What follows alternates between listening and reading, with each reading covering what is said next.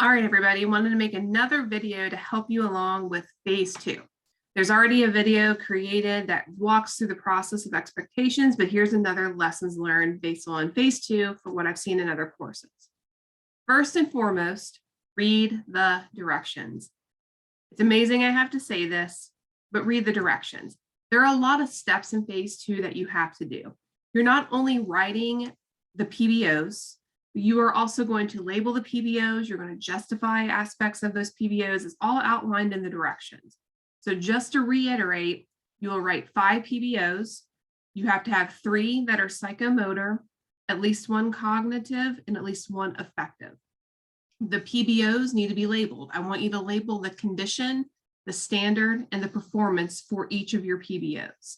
And then I also want you to go through and justify how they're measurable, observable, and attainable. Justify all 3 of those aspects.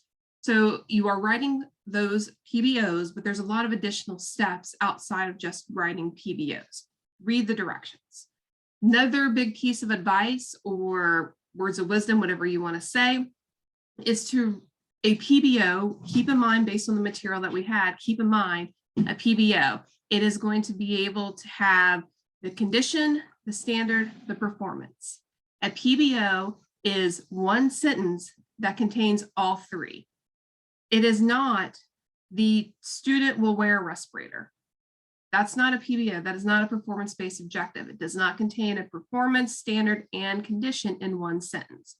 So make sure that you are labeling each aspect of that, because that will help you to ensure you are actually drafting a PBO.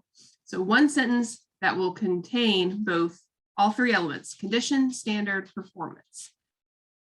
Given a respirator, students will don and doff the equipment as outlined in training. Condition, you're given a respirator. Performance, going to don and doff it. Condition, as outlined in training. I'm sorry, the standard, as outlined in training. So make sure that you have all 3 of those elements. Let me say that again. Given a respirator, that is the condition. The student will don and doff a respirator. That is the performance. According to training, that is going to be your standard or criterion that it's tested to. All 3 elements, 1 sentence. Make sure it's professional.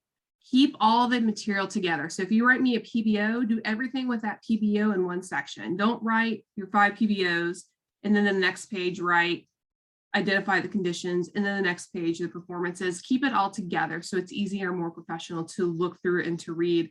And all these steps will help you with the further aspects of these phases in your training manual as we go along.